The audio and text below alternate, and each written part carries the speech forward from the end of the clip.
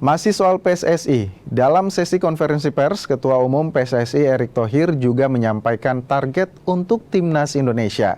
Erick Thohir bilang blueprint PSSI sampai saat ini tidak berubah, yakni mengantarkan skuad Garuda lolos ke Piala Dunia 2034 di Arab Saudi. Blueprint PSSI itu tidak berubah, kita maunya 2034, karena kenapa? Ada pembinaan dan juga ada pemain-pemain terbaik yang di luar negeri kita akan coba konsolidasikan. Tapi ada opportunity, ya kita coba gitu.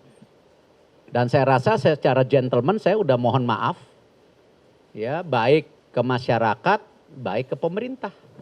Secara gentleman loh, langsung. Itu. Dan kita setelah kekalahan itu kita langsung rapat, correct Alex? At the same night. After the lose, I have meeting with you. Then I discuss with some of the exco gitu.